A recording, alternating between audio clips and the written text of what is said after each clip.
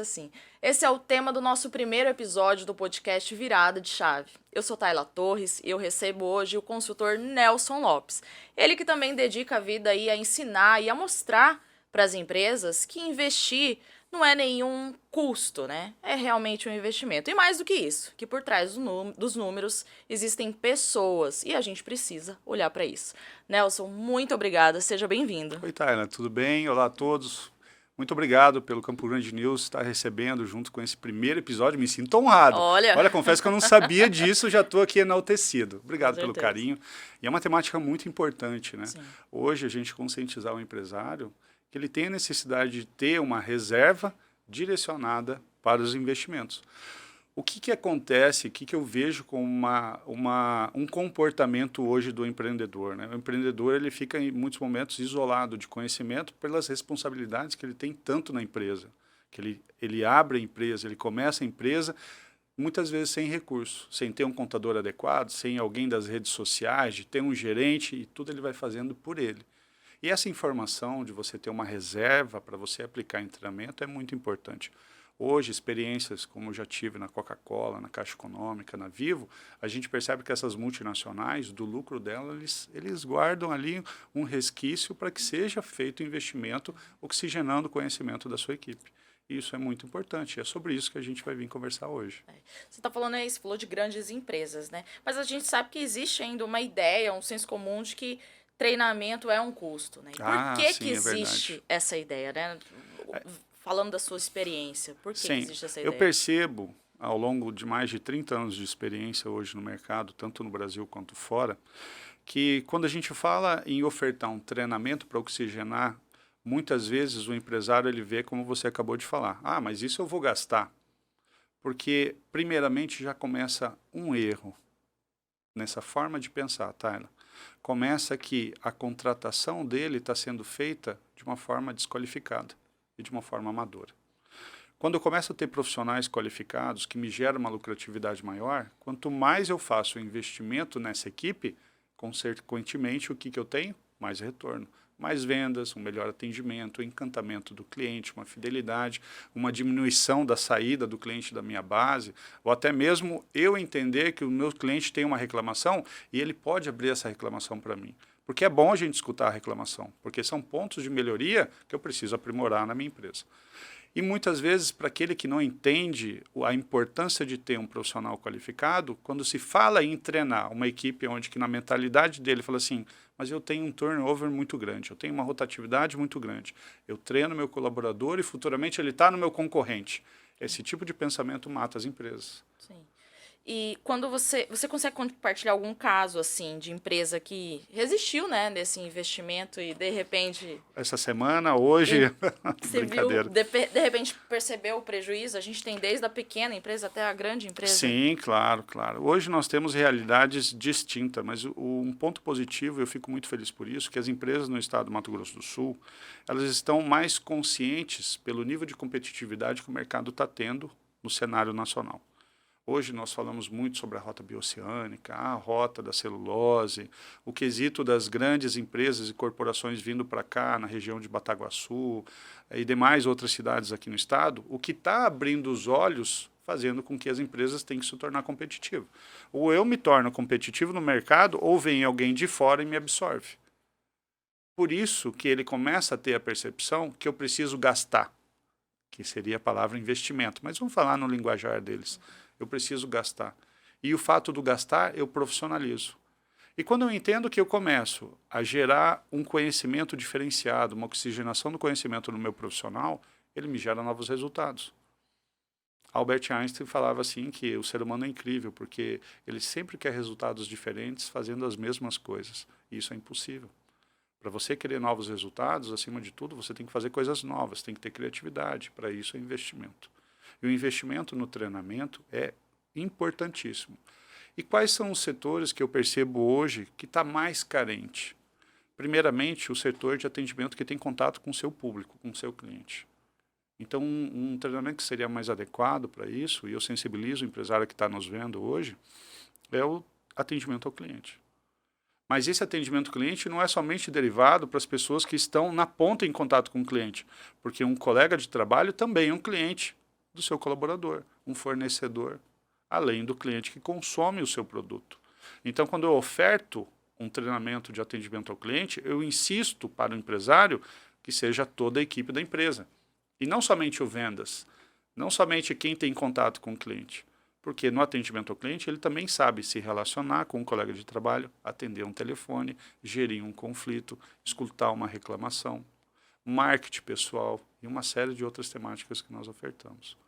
Sobre isso, se eu quiser potencializar meus resultados numa lucratividade maior, diminuir e ter uma retenção maior dos clientes que eu tenho na minha base, um treinamento de vendas.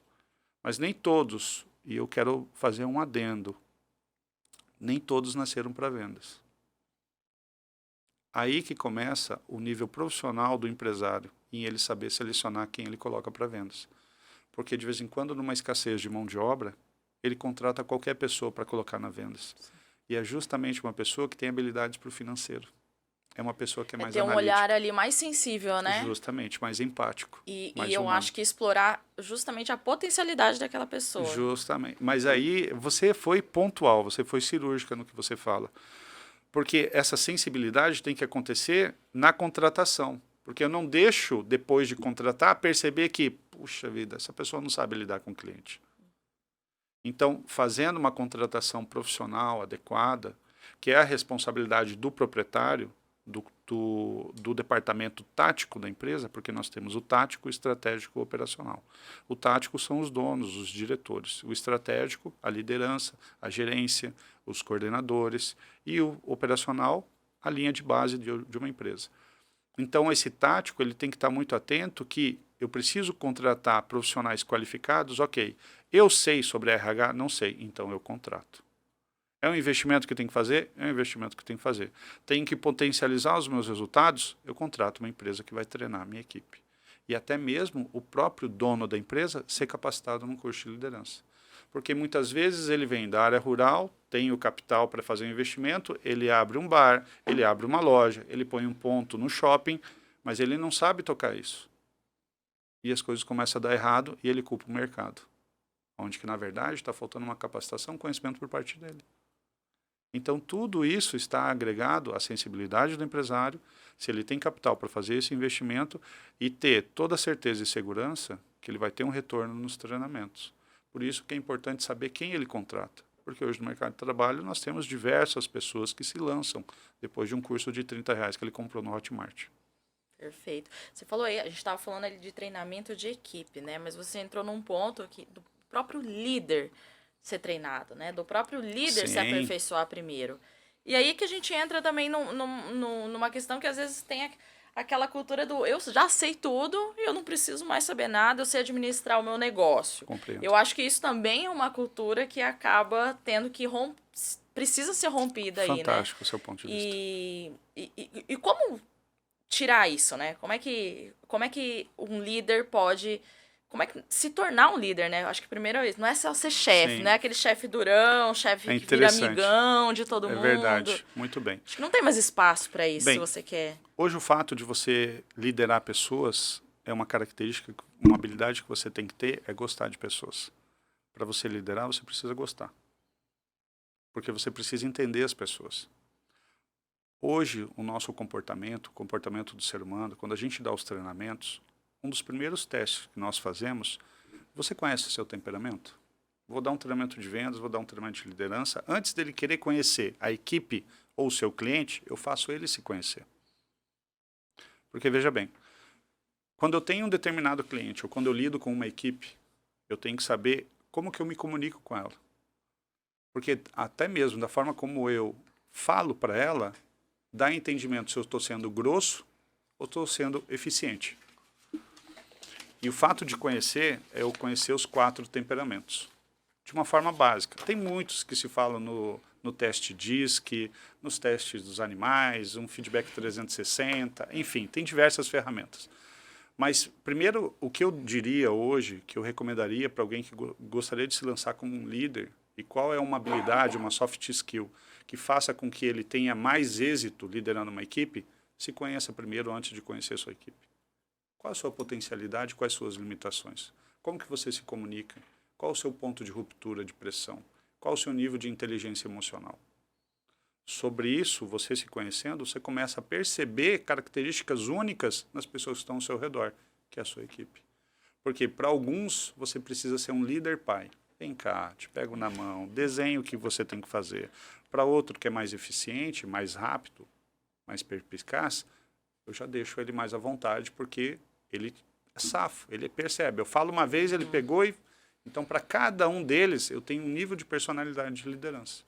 Porque se eu aplico o mesmo nível de personalidade em todos, 50% acatam, 50% resistem, porque eles não entendem. Aquele líder que fala, não, eu sou assim, pronto, acabou. E aí vocês têm que entender. Bem, esse é um quesito... Quando a gente tem uma equipe muito diversa, né? Então, Sim. a chance disso dar muito errado Não, e a é produtividade é 100%. É 100% de dar errado. O fato, isso daí, para você ter uma ideia, nos estudos que nós temos de liderança, é uma liderança que saiu da Segunda Guerra Mundial, existiu a necessidade de criar grandes líderes por causa do censo militar das guerras mundiais. Terminou a Segunda Guerra Mundial, essa mão de obra que foi qualificada em conhecimentos de liderança, de batalhão, táticas e tudo mais, foi para o mercado de trabalho. Acabou a guerra, essa mão de obra foi para o mercado de trabalho. E no mercado de trabalho, eles impunham aquilo que eles aprenderam na guerra. Então, nós temos 1940, 1950, 1960, que vinha naquela frase que eu acredito que você conheça.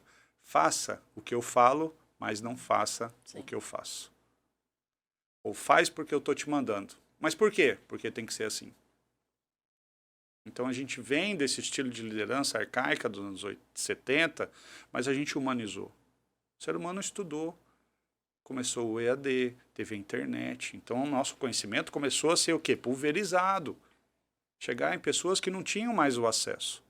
Antigamente, nós tínhamos o rádio, Domingo Mobral, que era um sistema de educação que existia através do rádio, através da televisão. Hoje em dia, nós temos celulares, nós temos notebook, então chega de uma forma muito mais fácil, facilitada e mastigada para todo mundo. Por isso que existiu o EAD. Então, essa mão de obra de liderança, ela foi entendendo que, em vez de eu mandar, eu preciso delegar. Mas, para eu delegar, eu preciso saber se ele tem a capacidade de compreender o que eu estou falando e se ele tem empoderamento, capacidade técnica e profissional dele exercer aquilo que eu estou falando.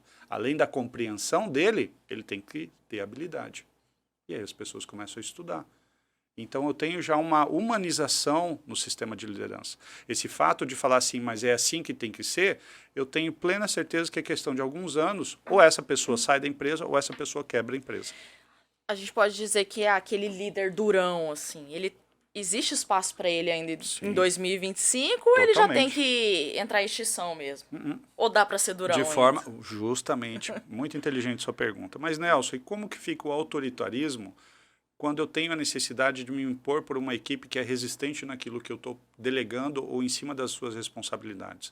Eu entro com o estilo de liderança mais autoritário, mais burocrático. O burocrático é o mais controlador.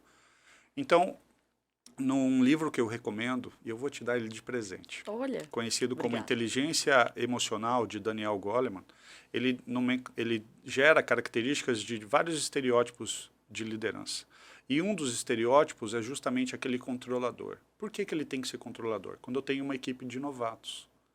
Numa equipe de novatos, eu não posso deixar eles fazendo à vontade porque eles não conhecem processos da minha empresa, ele não sabe, assim, com mais facilidade, missão, visão e valores da minha empresa. E já fica a dica, empresário, pelo amor de Deus, faça a missão e visão e valores da sua empresa, porque é um rumo, é um norte, é um farol que aponta para o sucesso. Então, quando isso está muito bem definido nos meus colaboradores e eles entendem aquilo que eles têm que fazer, de ser um líder mais controlador e burocrático, eu sou mais autocrático. O autocrático, eu dou voz para eles também. Então, eu não somente mando, mas eu pergunto, você está entendendo? Está difícil para você? Está fazendo sentido?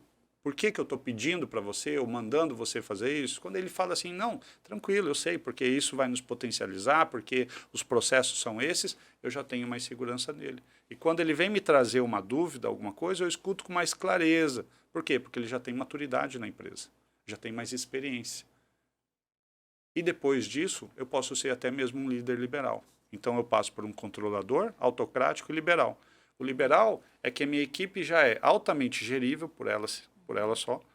Eu já capacitei, já deleguei, já dei empoderamento para os meus colaboradores e aí vem um passo da maturidade do líder. Eu já criei sucessores. Porque no momento que eu crio sucessores, eu estou pronto para subir um degrau dentro da empresa. Então, de um gerente, eu posso ir para um diretor, posso ir para um sócio. Porque pensa no incêndio que acontece quando alguém tem que subir, abrir uma nova filial, tem um novo cliente que precisa dar uma atenção, você tem que se deslocar, e quem que vai ficar exercendo a sua função no momento da sua ausência?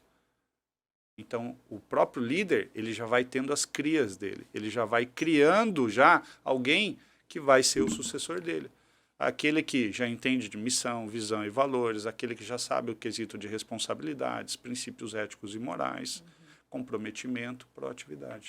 E dá tempo de mudar? Porque eu escuto alguns discursos, assim, em alguns ambientes. A gente que trabalha com comunicação, conversa com muitos amigos, então a gente Sim. sabe como é que são todas as empresas, né? Compreendo. Então tem aquele líder que é o mais durão, tem o líder que é o mais liberal. Sim. E algumas pessoas falam, eu acho que esse discurso do durão não vale mais, né? Tem que mudar, tem que ser o maleável.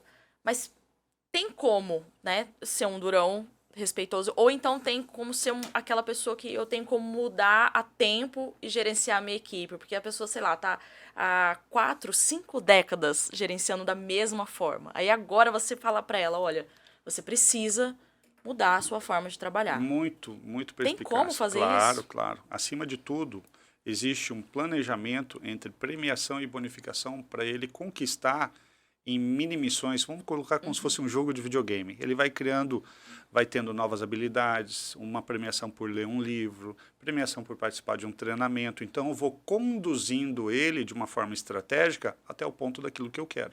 O tático da empresa, que são os diretores, ele vai criando um processo aonde que esse líder que eu tenho, que já é arcaico, ou conhecido como dinossauro, que é mais antigão, né, mais Clint Eastwood, aquele mais antigão, durão, eu tenho condições de fazer com que ele esteja modernizado. Mas eu preciso oxigenar o conhecimento dele, sensibilizando ele da importância, porque o mercado está altamente competitivo. Além de estar competitivo, está altamente metamorfo. O que é o metamorfo? Sempre o mercado está mudando. Hoje, as grandes redes sociais é importante para a minha empresa, mas talvez amanhã não seja mais isso. É importante mais estar dentro de uma inteligência artificial, é importante eu estar dentro de uma sandbox, sabe? Algo nesse sentido. Vamos investir em realidade aumentada. E aí você fala para aquele líder, poxa, sou da época de máquina de escrever, eu tenho que me adaptar a isso. Se você não se adaptar, você morre. E aí você falou num ponto, agora há pouco, que virou a pedra no sapato de muita gente que não sabe lidar, né? Mas a gente fala de nova geração. Sim. No trabalho. E a gente percebe que hoje a gente tem uma geração que não quer aceitar, né, qualquer coisa. Não vou aceitar qualquer modo de trabalho, não vou aceitar que você me trate de qualquer maneira. Então, a gente lida muito com isso hoje nos ambientes de trabalho. Você percebe que existe mesmo uma diferença nessa nova geração, da forma como ela enxerga a liderança para a geração anterior? É mais difícil treinar essa geração? Como que ela enxerga a liderança? Você consegue ver essa diferença? Olha só, que pertinente a sua pergunta. Eu tive a oportunidade de ser instrutor, um multiplicador da informação dentro da Telefônica aqui no Brasil, que era Vivo. Passei muitos anos capacitando todos os colaboradores da Vivo aqui no estado. E chegou um determinado momento que eu não era mais necessário porque existia o sistema de e-learning. Então, o que eu fazia passou por uma plataforma. E como eu vou conscientizar aquelas pessoas que já estavam acostumadas a ter um treinamento presencial, agora elas têm que ficar sentadas na frente de um computador. O que é essa nova geração que está vindo? Não é mesmo? Esse impacto, tudo é derivado em cima de planejamento. Então, se eu tenho uma geração hoje que ela é um pouco... Ela gosta de trabalhar em cima dos princípios dela, eu tenho que conscientizar que, acima de tudo, ela trabalha para uma empresa e demonstrar que ela tem resultados. Eu vejo isso com muita cautela, até mesmo porque essa geração ela tem total direito de expor o ponto de vista dela. Mas só que as empresas não são ONG, ela está ali para ganhar dinheiro. E se você não der dinheiro para ela, dá grana, não faz nenhum sentido eu ter um funcionário que vai levantar uma bandeira que sempre está requisitando melhores condições, mas em contrapartida é a pessoa que não produz. Você entende? Eu mais reclamo do que eu ofereço. Então não tem, até mesmo como um relacionamento humano, a gente fica perto de pessoas que sempre estão querendo mais e quando você exige dela, fala para quê? Você tem que fazer aquilo que eu quero. Então é um momento da gente como empresário conscientizar. Preciso de vocês com toda certeza, porque eles são altamente dinâmicos. Tem uma linha de pensamento muito diferente de pessoas de 2 gerações atrás. E isso gerou até um impacto, me lembro muito bem, quando a gente saiu da máquina de datilografia para um computador. As pessoas falam assim, meu Deus, o backspace eu tenho condições de apagar, não preciso mais colocar. Tinha muita piada nessa época que eu fazia informática, nos anos 90, que as pessoas passavam um corretivo na tela do computador. Quer dizer, passar um corretivo na tela, por quê? Isso daí é um programa. Então, você vê a dimensão de como a gente tem que lidar com as mudanças que existem, tanto comportamentais, e o que eu percebo hoje, pela minha experiência, isso são ciclos. Eu percebo que de 15 em 15 anos, ou de 20 em 20 anos, vem uma nova geração com novas carências e exigências. Então, a gente tem que se adaptar a isso. E você pode ver, todas as empresas de sucesso, elas sempre estudam tendências de mercado. Tanto a tendência do mercado do meu consumidor, que vai consumir o meu produto, quanto daqueles que vão trabalhar para mim. Então, se você se recordar, acredito que você se recorde, há 10 anos atrás, há 15 anos atrás, quando a gente viu o que era a empresa Google, que eles tinham uma área que tinha videogame, que o cara não tinha horário de trabalho, onde que ele podia trabalhar o horário que quiser, que comia o que ele quisesse no refeitório, você fala, cara, era isso que eu preciso. Mas só que por detrás disso, quais eram as imposições para que ele produzisse? Porque se ele quer vir trabalhar 2 horas da manhã, a empresa está aberta, mas ele tem meta sobre isso. E será que eu consigo hoje exigir dessa nova geração que ele venha trabalhar 2 horas da manhã sem reclamar? Ou ele sempre vai querer que as coisas venham até ele? Porque a gente percebe também que tem uma dificuldade com a cobrança, né? Porque um líder cobra, Sim, né? resultado. É resultado. Então, assim, e até mesmo na cobrança existe uma espécie de... Talvez eu possa estar me equivocando no termo, mas parece uma vitimização, né? Em algumas pessoas que elas não querem ser cobradas, assim. Elas se sentem injustiçadas no momento da cobrança. E às vezes um líder sabe que aquela cobrança é pertinente, Não, porque o resultado não veio. Porque o líder é cobrado. Exato. E o líder é cobrado, porque Sim, existe claro, uma uma pessoa acima escada. dele. É uma escada. E aí as pessoas não conseguem respeitar essa hierarquia, né? Perfeito. E falar sobre hierarquia hoje eu acho que ainda é importante, mas as pessoas acham que isso não existe Não, mais. muito pelo contrário. Eu acredito que todos que estão participando desse programa hoje gostariam de ter uma empresa. Mas para ter uma empresa ele vai precisar de hierarquia. Ele pode ser o dono, o investidor, a pessoa do dinheiro. Mas ele vai precisar de pessoas que exerçam funções. Vai precisar da área de vendas. Para a área de vendas eu preciso de um gerente de vendas. Já gerou uma hierarquia. Para o finanças, para pagar as contas de que entram e que saem, ele vai ter hierarquia. E cada departamento, se ele vai ter estoque, se ele vai ter produto, se ele vai ter serviço, frota, fornecedores, tudo vai ter hierarquia. Dono que vira amigão do funcionário. É um problema hoje? Sim, claro. Eu acho que tudo existe um limite. O fato de você estar próximo, né, a gente tem no Brasil um grande ícone que se fala, que é o proprietário da Ravan, que a gente sempre vê ele no meio, naquela alegria, naquela disposição dele, eu acho pertinente e válido. Há um ponto que não se confunda a amizade com o coleguismo.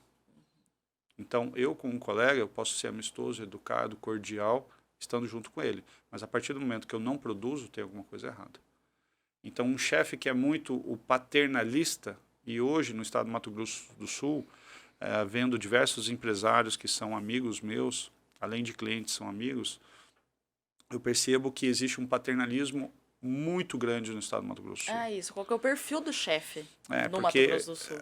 o que eu vejo é que nós, né, somos um estado altamente produtivo, um estado muito rico, com grandes personalidades aqui, investidores. Entende? E sobre isso, a maioria das empresas são familiares. E o que passa nesse momento, que eu percebo, é que existem muitas empresas tradicionais dos anos 50, 60, 70, 80, que chega até agora, que já está com 40 anos no mercado, aonde que os filhos não querem mais tocar a empresa. Eles querem ficar numa praia, utilizando ali a vida dele, ou ele vai ser outra coisa que o pai não teve a visão de inserir os filhos ao longo do tempo na empresa, para que desse continuidade. E agora, pela idade, ele precisa se ausentar, não tem sócios com competência, ou até mesmo não tem sócio porque ele não quis ter sociedade, pensando que os filhos iam tocar, os filhos estão estudando fora do Brasil, ou estão em outro segmento, e não tem mais. E aí eu vejo meus empresários que são amigos, falam assim, e agora, o que eu faço? Qual área que você acha que a empresa tem que investir primeiro, quando a gente vai pensar? Qual área? Que a empresa tem que investir primeiro hoje para se Legal. aprimorar. Ótimo. Isso tudo, a resposta seria mais adequada é vendo os resultados dessa empresa. Porque eu posso falar área financeira, mas ele está tendo uma carência na área de vendas. Eu posso falar na área de vendas, mas ele tem um grande problema de logística. Primeiro fazer uma análise. Primeiro, a todo momento, o empresário ele tem que ser altamente estratégico. Ele tem que ter dados todos os dias. Todos os dias ele tem que ter informação de como que estão as vendas, como está se relacionando, até mesmo o nível de rejeição da empresa dele, críticas, entende? Estar próximo do seu cliente, sabendo como está indo o pós-venda, a forma que está a entrega do produto dele está adequado, ter um departamento de experiência do cliente dentro da empresa dele, para saber essas intempéries que existem no relacionamento com o cliente, estando próximo dos vendedores, próximos dos gerentes, ele tem que estar próximo, não querendo se envolver, mas estando próximo. Sobre isso, ele vai ter as informações que são estratégicas e ele vê. Mas se eu tenho uma empresa, eu vim pensando até mesmo sobre isso.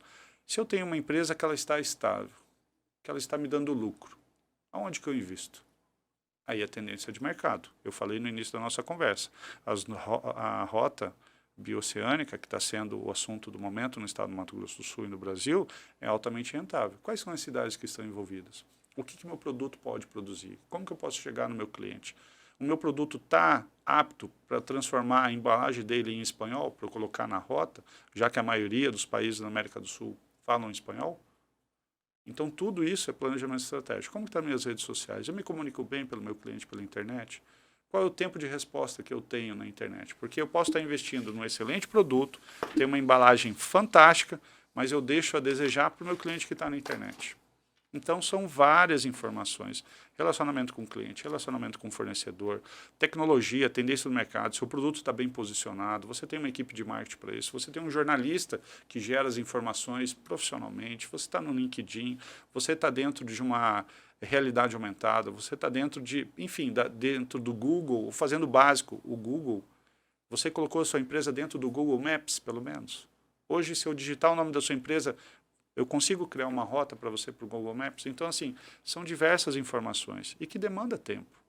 Porque enquanto eu estou falando isso, o empresário está pensando no contas a entrar, o cliente que não pagou o cheque, uma briga que teve entre funcionários dentro da empresa, uma alvará de funcionamento que não saiu, o bombeiro que deveria ter vindo aqui fazer vistoria e não veio, ele está apagando incêndio. Mas por isso que eu insisto que faça planejamento. Na ponta do papel, crie uma agenda, uma coisa tão simples, um pedaço de papel, uma caneta, que eu preciso fazer na semana. E aí, de uma forma muito, assim, rústica, mas funciona. E tudo isso está conectado muito com a imagem. Um líder, né? Um líder, um empresário, que já tem um tempo de gestão em que ele acabou passando uma imagem... porque a pessoa que acaba não gerindo bem a empresa dela e não é um bom gestor, ele acaba virando uma lenda, né? Sim, e tem aquela claro. pessoa que fala assim, eu nunca mais quero trabalhar naquela empresa porque aquele chefe não dá. Sim.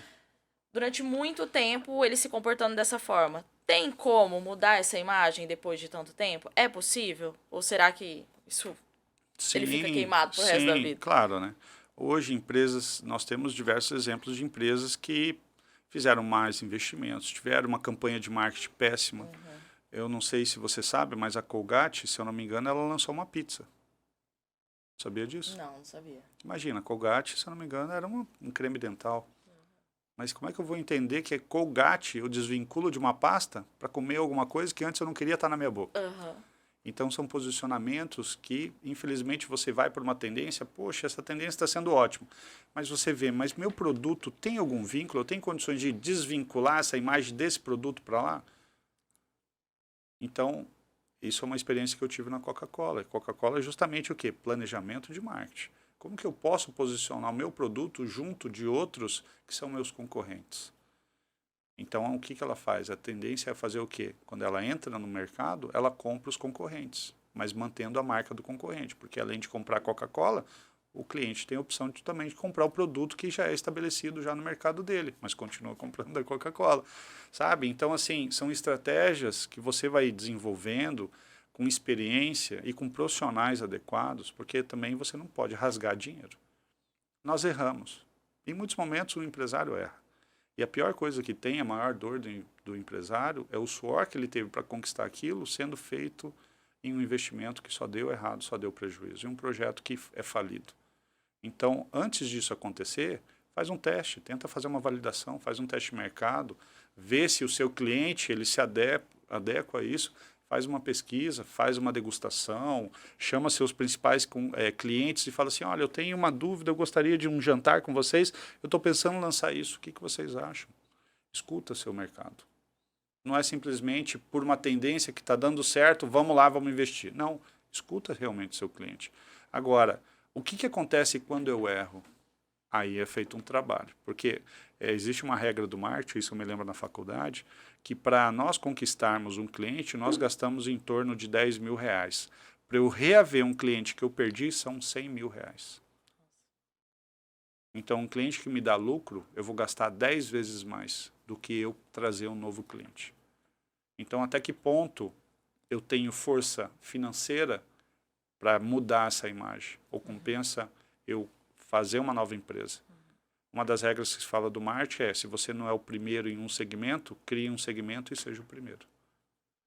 Então, são formas, porque cada realidade que nós temos aqui, nós temos um universo pela frente de realidades. Então, até me disponho, para quem está participando, manda um áudio para mim no meu WhatsApp, que depois a gente pode disponibilizar. Nelson, eu tenho uma dúvida sobre isso, o que você acha? E com muito amor e carinho, eu não vou te cobrar nada. O que eu mais quero é que as pessoas sejam bem-sucedidas pelo seu programa.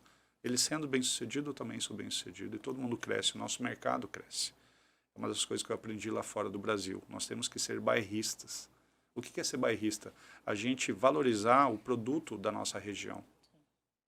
Consumir de pessoas próximas de nós. Não se aqueles, nossa, porque São Paulo é o melhor, porque Rio de Janeiro é melhor, porque Brasília é melhor. Ok, eles têm grandes centros, têm uma distribuição melhor, uma qualidade de um produto melhor, mas nós temos também pessoas aqui fantásticas, maravilhosas, grandes famílias que fazem, sabe, tem empresas de um potencial fantástico. E eu acredito muito, eu sou assim, de ser bairrista. Eu acho que a gente precisa valorizar. O nosso mercado sul-mato-grossense é uma mina de ouro. Agora, precisa ser explorado, precisa ser treinado, a gente precisa capacitar, melhorar, porque, tecnicamente, um estudo que aconteceu em 2024, o estado do Mato Grosso do Sul, principalmente cito como referência Campo Grande, foi considerada a pior capital em qualidade no atendimento. Olha só. Então, de todas as capitais do Brasil, Campo Grande ficou em primeiro lugar como a pior. Sabe? E quem viaja sente isso. E muito. E quando você viaja para as outras cidades, você vai entender. A gente percebe muito. Você entende. Então, de vez em quando, voltando ao assunto principal que nós começamos, é importante eu treinar minha equipe já por um dado desse com toda certeza. Sim. Porque eu prefiro muito mais ir num supermercado, onde que eu não tenho autoatendimento, mas pelo menos o caixa me olhe nos olhos e me dá um bom dia, em vez dele perguntar CPF na nota. Perfeito. Você entende? Então, se a gente tiver esse senso humanitário, essa empatia por esse cliente que está vindo, gastando o dinheiro dele, que ele poderia escolher outras empresas, mas é aqui que ele está vindo, deixa eu olhar nos olhos dele e falar assim, seja bem-vindo, poxa, que bom que você está aqui, boa noite, como você está? Você gostaria de CPF na nota? CPF na nota é uma consequência, mas a cordialidade de educação tem que vir, e isso é um quesito que a gente precisa impregnar em Campo Grande, humanizar o nosso atendimento. Fazer entender que as pessoas que atendem, elas estão prestando um serviço de qualidade, valorizando a empresa que contrata ela. Perfeito. Coisa boa. E agora vamos falar de Nelson, né? Ai, meu Deus. Vamos falar de Nelson, que eu acho que é uma coisa importante. Qual que foi a virada de chave, assim, na sua vida que te moveu a capacitar as pessoas? Olha que e, legal. assim, qual que é o sentido para você hoje de capacitar as pessoas? Poxa então, vida. como foi essa virada e como é hoje para você Acho que fazer essa capacitação? Uma pergunta tão importante para mim e assim, tão profunda. Por quê? Porque o fato de querer compartilhar o conhecimento é porque eu gosto de pessoas. Deixar um legado da sua experiência na vida das outras pessoas, isso é muito importante. Creio que os profissionais que hoje existem no mercado do Mato Grosso do Sul, ou do Brasil, ou desse planeta inteiro, que quando eles fazem treinamentos, palestras, temáticas nesse sentido, eles querem deixar uma semente. coração dessas pessoas, uma semente que vai melhorar e potencializar tanto profissionalmente quanto ela como pessoa.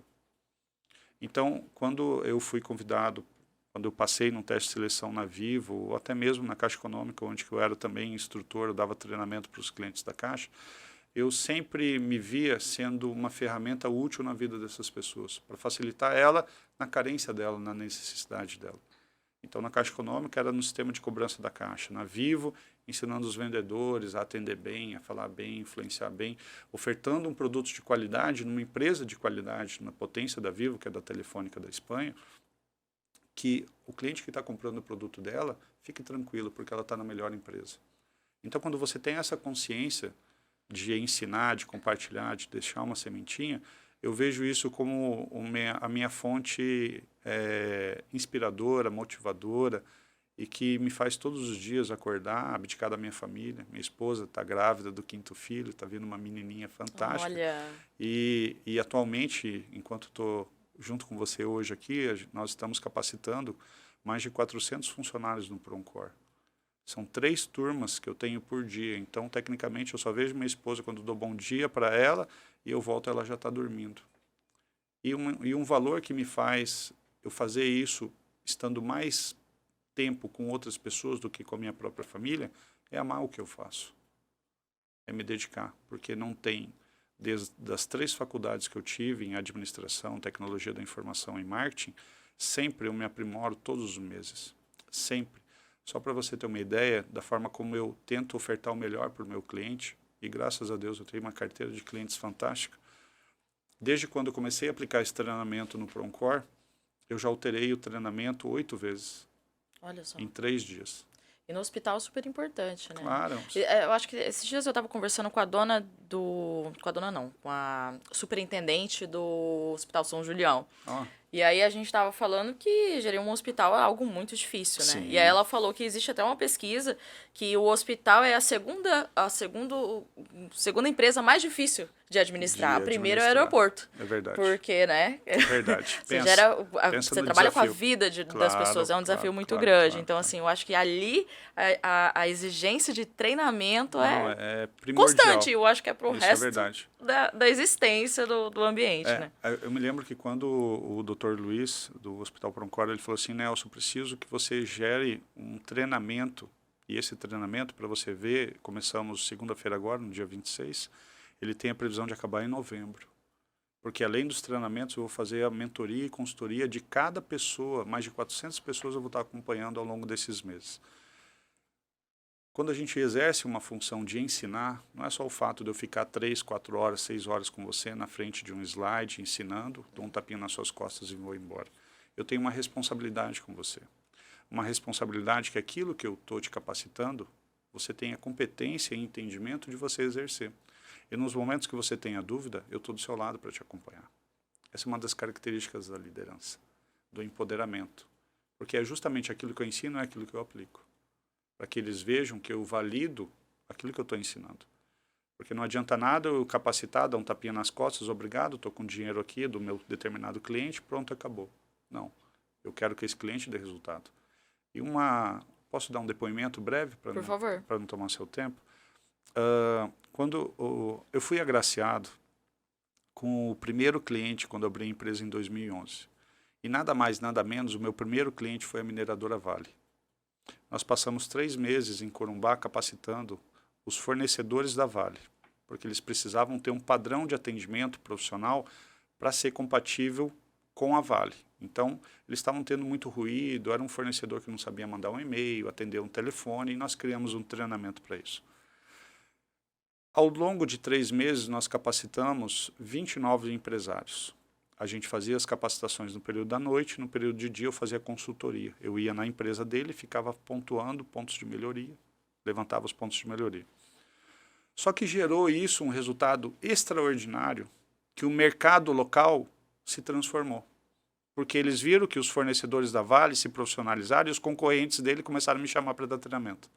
Outra coisa que aconteceu, eu sempre incentivo nos meus treinamentos a leitura de livros. E eu dou livro. Eu adoro compartilhar livro. para que as pessoas entendam que não é somente um treinamento de 6 horas que vai fazer a virada de chave, mas que ela tem um aprendizado contínuo. Isso é importante. É esse legado que eu sou altamente exigente dos meus treinamentos. O conhecimento é constante, né? Ele não Justamente. tem que parar, não é uma vez só. É algo fantástico que você disse, porque se você cresce como empresa, quem está crescendo junto? Eu cresço junto. Sim. O mercado local cresce junto. Então, quanto mais nós, instrutores, palestrantes, incentivarmos com que os seus clientes tenham um aprendizado contínuo, sempre nós vamos estar ganhando. Tanto ele pelo crescimento dele, quanto eu que vou ser chamado outras vezes para continuar capacitando. E uma coisa fantástica que acontece, eu sinto até mesmo novamente como exemplo, mas eu vou terminar a história da Vale.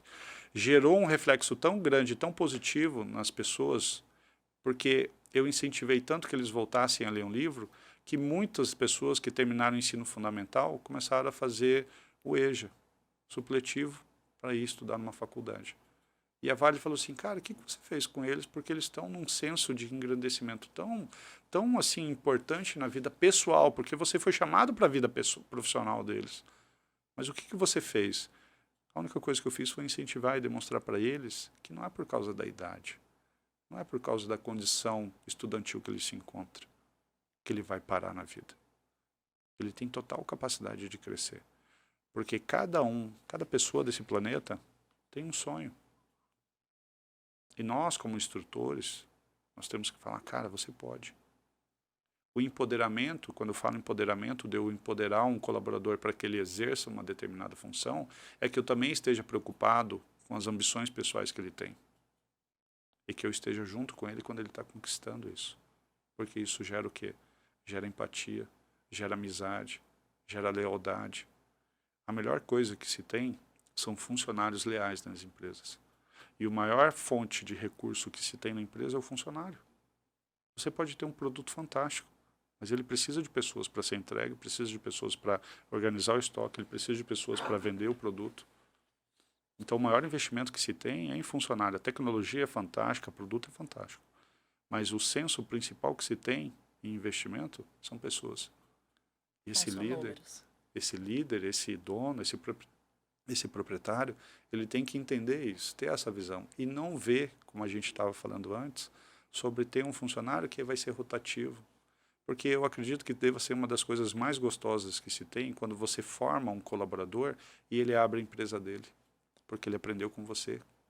Não que ele vai ser um concorrente, ou até mesmo possa ser um concorrente, mas ele vai ter uma capacidade extraordinária. Esses dias a gente fez até atendi um cliente em que ele fez uma comemoração da empresa dele, de 22 anos da empresa, em que um dos sócios começou como um estagiário. Olha só que ótimo. E depois de um bom tempo, começou como estagiário, se tornou contador dentro da empresa e hoje é sócio dele. Uau, olha que fantástico. Bacana, né? Cresceu com ele, gostou da empresa, da filosofia da empresa, e um dia surgiu a oportunidade, porque eles expandiram a marca.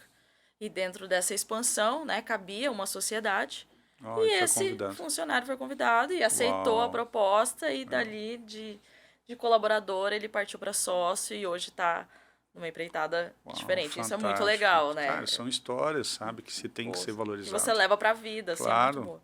A melhor coisa que eu digo, assim, como empresário e até mesmo como instrutor de treinamento, né, palestrante, são os resultados que a gente vê a longo prazo. Eu não posso esperar um resultado a curto prazo, porque quando eu dou um treinamento, eu não aperto um botãozinho no colaborador e pronto, ele aprendeu tudo e vai se transformar. Isso é uma mudança de comportamento. Mas quando você vê a longo prazo, que você fala, que você ensina a ler um livro, e a pessoa fala assim, olha, Nelson, comecei aquilo que você disse.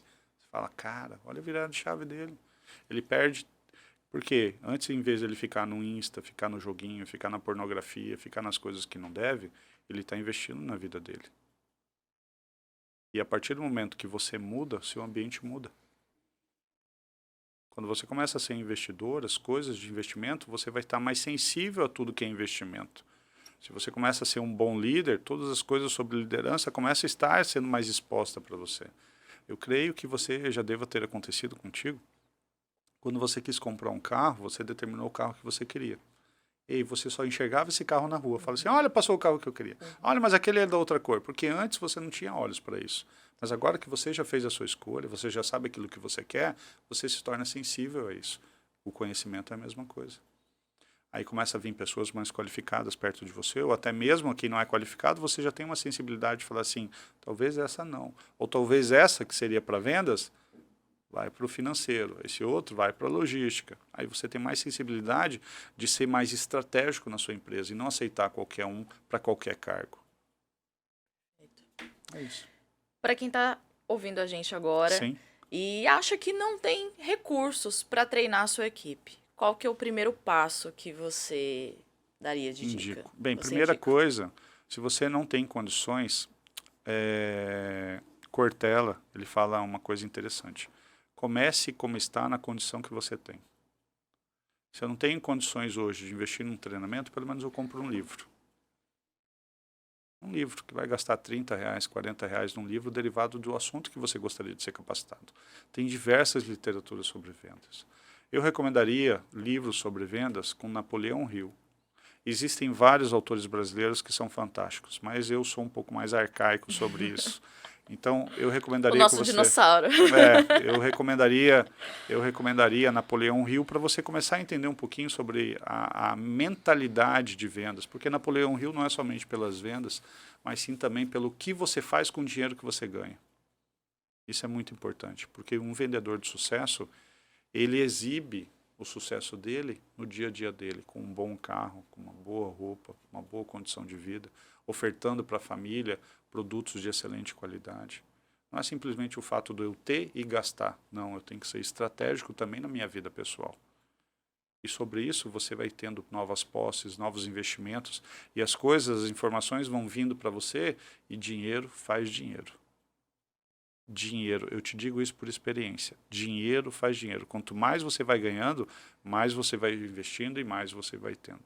Muitas pessoas pensam que juntar 1 milhão é muito difícil. Não é difícil juntar 1 milhão. O problema do 1 milhão são pessoas que não sabem gerir 1 milhão, que vão gastar 1 milhão rapidamente.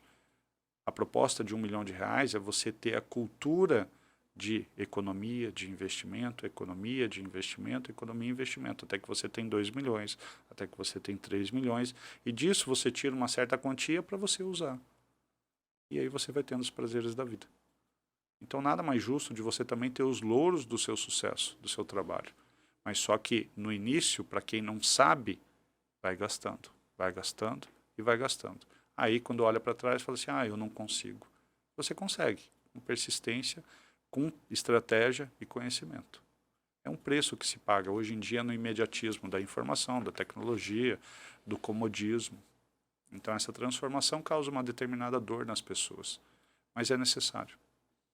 Perfeito. E como é que a gente pode encontrar a Lopes Consultoria? Uau, bem, convido a todos a conhecer as nossas redes sociais, o Instagram, Lopes Consultoria BR. Nós também, através do WhatsApp, você me permite? Por gentileza. Para quem está assistindo, te convido a fazer uma pergunta para mim, aquilo que você queira, quer investir na sua vida profissional, fazer um investimento de marketing, gostaria de, qualquer dúvida que você tenha na gestão da sua empresa, mas a minha especialidade é mais venda, atendimento ao cliente e liderança, mas eu estou à sua disposição. Se eu não souber, eu tenho grandes amigos que possam estar aí te ajudando. É 67 o DDD 99894 4444. Olha só, facinho. 9 na frente, 98, 94, 44, 44. A gente coloca um GC aí também para ajudar no vídeo. Então, assiste aí.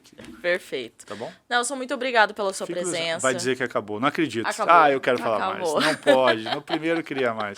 Mas eu estou encantado. Dá vontade da gente falar bastante, Nossa, né? eu estou muito à vontade. A gente pode trazer outros temas. Sim, com vai certeza, ser um prazer. Conte né? comigo. E talvez agora, com esse primeiro episódio, os próprios leitores e ouvintes Bacana. porque isso também vai para nossa página do Campo Grande News, né? A matéria vai para lá.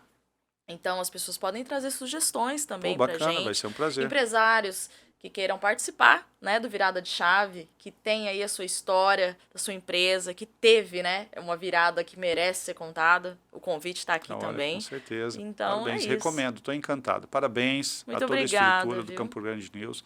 A você é uma excelente profissional, me deixou super à vontade. Obrigada. Um ambiente fantástico, um corpo técnico maravilhoso.